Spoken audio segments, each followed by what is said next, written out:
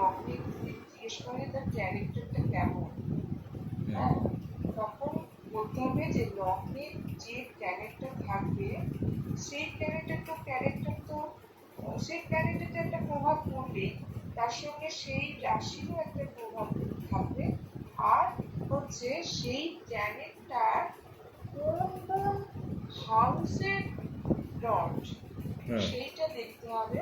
সেই হাউসের অ্যাট্রিবিউট অনুযায়ী তার ক্যারেক্টারের উপরেও প্রভাবটা পড়বে। একদম। আমরা আগের ভিডিওতে কি করেছিলাম, যে লগ্নপতি যে যেভাবে থাকবে সেই ভাবে কারকতার প্রভাব তার জীবনে সারা জীবন পড়বে। লগ্নপতি লগ্নে থাকলে তার প্রভাব পড়বে লগ্নের নিজেরই। লগ্নপতি সেকেন্ড হাউসে থাকলে টাকা পয়সা কুটুমের প্রভাব পড়বে। লগ্নপতি থার্ড হাউসে থাকলে শর্ট শর্ট ট্রাভেল, ভাই বোন, আপনার প্রচেষ্টা, আপনার সাবকনসিয়াস মাইন্ডে যেটাকে বলে হচ্ছে নিজের একটু ভালো লাগার জিনিস, আমরা বলি নেশা, মানে আমার এটা নেশা আছে, আমার এটা পেশা আছে, এগুলো থার্ড হাউস থেকে ইন্ডিকেট করে। ফোর্থ হাউস আপনি জানেন, তা লগ্নপতি যেখানে থাকবে সারা জীবন তার প্রভাব যেমন থাকবে, তার চেয়েও বেশি প্রভাব থাকবে যদি লগ্নে কোনো প্ল্যানেট এসে বসে, লগ্ন যদি খালি না থাকে। হ্যাঁ, লগ্ন যে খালি না থাকে না, লগ্ন যদি খালি না থাকে তাহলে সবচেয়ে বেশি প্রভাব লগ্নের ওপর বসে থাকা প্ল্যানেট এবং লগ্ন রাশির পড়বে। আর লগ্ন যদি খালি থাকে তাহলে সবচেয়ে বেশি প্রভাব থাকবে লগ্নপতি। কারণ ফার্স্টেই আমি বললাম যে একটা রুলস আছে যে যে জিনিস স্থির তার কোনো রেজাল্ট হয় না। এবার লগ্নতে যদি কোনো প্ল্যানেটই না বসে তাহলে তো লগ্নর যে রাশিটা ওটা স্থির হয়ে বসেই আছে। এবার যদি কোনো প্ল্যানেট এসে বসে, সে তো কোনো একটা জায়গা থেকে হেঁটে হেঁটে বা গোচরের মাধ্যমে এসে সে লগ্নে এসে বসেছে, তাহলে সে তো মুভেবল, সে তো স্থির নয়। তাই ওই লগ্নের যে রাশি এবং ওই যে প্ল্যানেট তার প্রভাব তার লাইফে 100 না 100% পড়বে। হ্যাঁ, কিন্তু একটা জিনিস আমি বুঝলাম না, যেটা আপনি ওই চন্দ্রমা আর মার্স ওই দুটো মানে মেষ রাশিতে বসেছে আর এদিকে কর্ক রাশিতে ওখানে বসেছে, ওটাতে কিছু নেই। এই যে যখন বললেন ওই জায়গাটাতে আমি প্রভাবটা সম্বন্ধে বুঝতে পারলাম না। কেন যেমন ধরেন কর্কট লগ্নে, কেন বুঝতে পারলেন না কেন? তখন তো আমি বললাম। না না, ওই জিনিসটা ক্লিয়ার হলো না। এই যে চন্দ্র, বসিয়ে দিচ্ছি দাঁড়ান, এই নিন চন্দ্র। হ্যাঁ, এসে বসেছে। হ্যাঁ, এটা ঠিক আছে। তো আপনি বললেন যে চন্দ্রের প্রভাবটা, এটা কি বললেন, মানে মার্সটা ছেড়ে দিন, মার্সের আগেরটা কি কথা বললেন না? চন্দ্র এনার্জি নেবে মার্সের, এখানে এনার্জি গিভিং আর মানে নেওয়া দেওয়ার খেলা।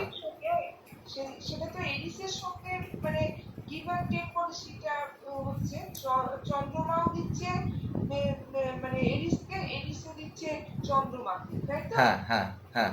এইবারে মার্স বসলো, তখন কি হবে সেইটা বলুন তো। চন্দ্রমা এখানে বসেছে লগ্নপতি হয়ে, লগ্নপতির লর্ড চন্দ্রমা এখানে বসেছে, সে এনার্জি নিচ্ছে মঙ্গল আর মেষ রাশি থেকে। তাহলে লগ্নপতি মানে আমি নিজে, আমি হয়ে যাব খুব এনার্জেটিক, আমি হয়ে যাব নেতৃত্ব প্রবণতা আমার ভেতরে থাকবে। 10th হাউসে বসেছে কেরিয়ার ওরিয়েন্টেড এবং নেতৃত্ব ম্যানেজমেন্ট, মঙ্গল হচ্ছে লিডার, আমি যেটা বলবো সেটা, যেটা আপনাকে আর কিছুক্ষণ আগে বোঝালাম। এটা হয়ে গেলাম কে? এটা হলাম আমি। কেন? কারণ আমি মঙ্গলের ঘরে গেছি, তার এনার্জি নিচ্ছি। এইবার মঙ্গল কি হবে? মঙ্গল 10th হাউস থেকে আমরা কি দেখি? 10th হাউস থেকে আমরা কর্মের জীবন দেখি, আমাদের কর্মের পর পিতা দেখি। তাহলে আমার পিতা কি হয়ে যাচ্ছে, আর আমি যখন কর্ম করছি, কর্মের যে জায়গা বা কর্মের যে বস, সে কীরকম হয়ে যাচ্ছে? সে হয়ে যাচ্ছে চন্দ্রের মতন, সে হয়ে যাচ্ছে ইমোশনাল।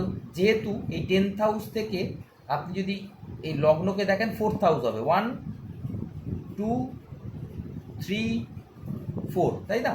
তো এটাও চন্দ্র হচ্ছে 4th হাউস, আমরা ফোর্থ হাউস থেকে ইমোশন দেখি, আরামপ্রিয়তা দেখি, যেগুলো বললাম মা দেখি।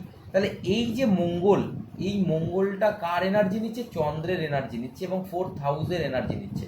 তা সেই অনুযায়ী এই মঙ্গল থেকে আমরা কি কি দেখি? এটা 10th হাউস তো, পিতা আর কেরিয়ার।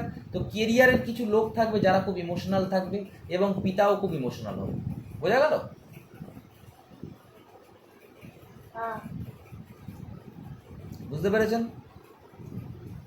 হ্যাঁ বলুন কি বুঝেছেন। হ্যাঁ, এটা এটা একটু ক্লিয়ার হলো না। পিতা কেন ইমোশনাল হবে? আমি এটা পিতার আগে চন্দ্র, বলতে পারলাম না। চন্দ্রর এনার্জিটা নেবে পিতা। চন্দ্র এসছে তো। তা সে মার্সেরও তো এনার্জিটা নিতে পারে। কেন? মার্স তো কি বললাম, একে অপরের এনার্জি নেবে। আমরা দশম ঘর থেকে কি দেখি?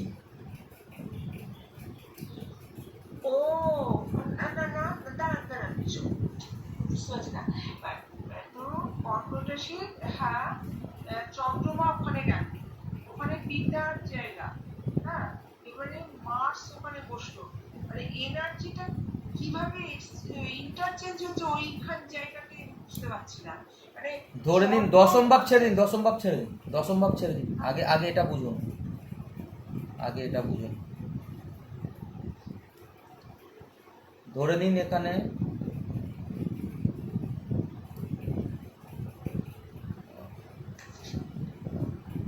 এই হচ্ছে রবি প্লাস চন্দ্র। রবি মানে পিতা, চন্দ্র মানে মাতা। বলুন কে কিরকম হবে?